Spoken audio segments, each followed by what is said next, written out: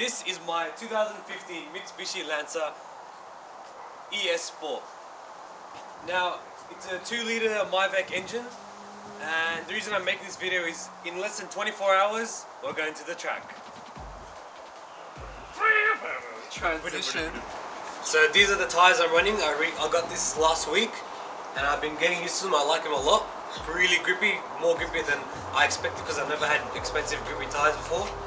These are Bridgestone Potentis RA003s, and mine are 225, 40 and 18-inch SSW wheels.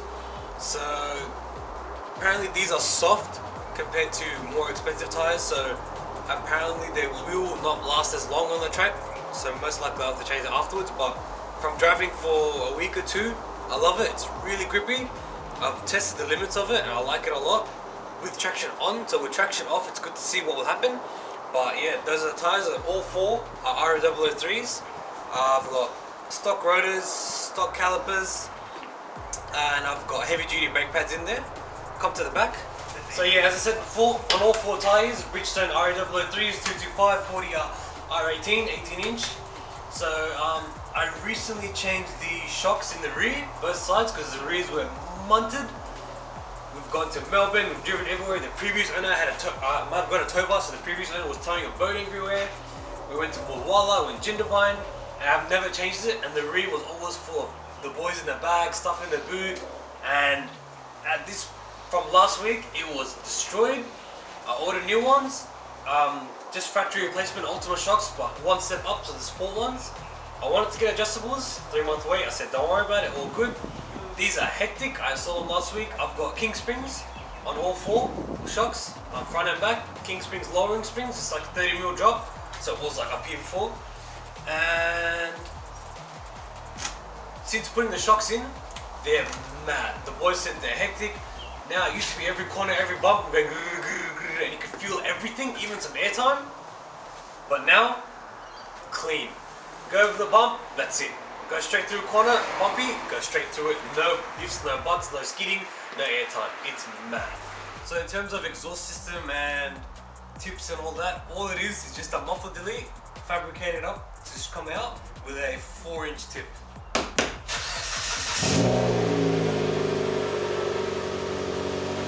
Like, give it a bit, give it a bit. Okay. So yes, this is a 2-litre MyVec engine. So MyVec is similar to VTEC, but sort of MyVec sort of works like this. Instead of the cam profile changing, the two cams are changing like that. And it's not really throughout or like a set rev range, it just happens automatically. Whenever you put your foot down or let off or turn in a corner and put it and brake and accelerate at the same time. It's sort of like that. So it is a MyVec. A lot of people think that it's not a MyVec because it doesn't have any MyVec badges, but the cover had MyVec on it, and I removed the cover. I didn't really like the look of it, and although this is pretty, it's not neat, but I like the naked look of it. And the coil cover, that was on the Mulwala trip, it was there. We stopped somewhere, came off, tightened it up. Next thing you know, next day it's gone completely. I have no idea where it is. It's somewhere, it's not there, it's gone. And I've also got a white line front strap bar. I didn't have one in the rear because I didn't really want one, but the front definitely helped, and I can definitely feel it from when I got it, especially with matte tires.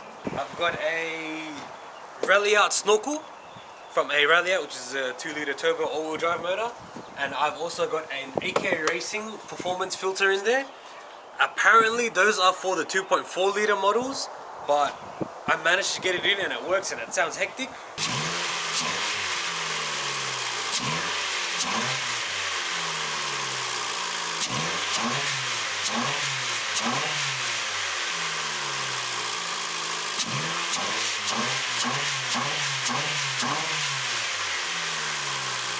So yeah, that's cool, that's working. That's actually one of the first mods I did. And yes, it is an automatic. It is a CVT automatic. And come, I'll show you inside. So this is my iDrive throttle controller. Call it whatever, wind booster, throttle controller. I call it throttle controller because that's what it is. People call it my Ultimate 9 because that's what the highest mode is, Ultimate 9. All it does is, in these cars, in a lot of modern day cars, it's just delay. It's really delay. You can change the sort of timing that the power comes on, because for mine it's just put your foot down, 1, 2, then the power comes on and it builds up. Instead of that, it gets rid of the build up, and my car doesn't have eco mode, so it's got an eco mode as well, so it does the opposite. It reduces the time it takes for big power to come on, and it's slow. It's It's really cool on the track use, it's really cool on straight use as well to get out of a corner quickly. It's mad, it's easily adjustable, and there's an automatic mode too.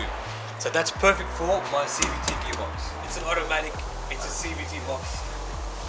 None of this, why did you get a manual? Hard, it was just choice. It wasn't my choice. Hard to get a manual, learning, daily driving, my parents driving it. Automatic was the choice I had to make. And CVT. I didn't know much about CVT when I got it, but having the car, learning about it, I really liked it. A lot of people dislike CVT, they don't like that it has no gears, they don't like, they think that it's weak, the pulley system is not working, but it is the future. A lot of new cars have CVT, a lot of high power cars, like luxury cars have CVT, and it works. In terms of racing and crashing it, it's lacking, but that's what I like about this car. It hasn't failed on me yet, and I hope it won't fail on me tomorrow on the track day, but it's such a mad experience to learn from the CVT, the limits of it, what I can do with it, and it's an inspiring sort of thing. Just like Just Engine Management's recent big R34 transmission control with the Haltech 2500 ECU. That's pretty inspiring, man. That makes me keen to have a look at what this CVT box can do, and imagine I could do that in the CVT box and change the gears, adjust it on the fly, because there is no gears in this. It's just a pulley system that tightens and loosens while adjusting to your throttle, and that's mad with the iDrive. So I am putting a lot more stress on that CVT belt, on that whole box, especially tomorrow. It's going to heat up. I don't have a gauge for it, but I've got a sensor in the HUD that tells me when it's over 110. But I'm keen to see what I can do. I know I'll have to cool it down on the laps, but it's a CVT. It's cool. It works. It's hectic. Gets off the line quick, and I just can't wait for this track day. See you on the track day.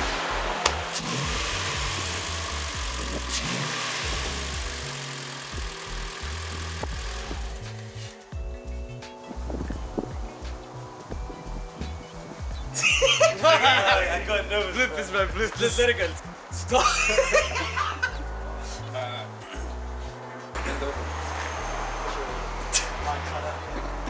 So yeah, again. Oh, shut up, idiot.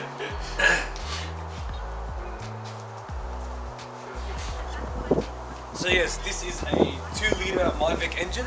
So Myvec is a bit like VTEC, but VTEC is more changes camshaft, and the second cam is higher RPM, but for this it's sort of wavy in this sense.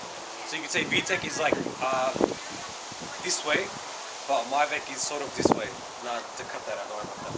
Just keep. Yeah, that's good. Makes 75,000. That's not. Nah, but yeah, for the sheep. Hold up, there, lad. 1 second. In terms of exhaust and sound, bro, oh shush!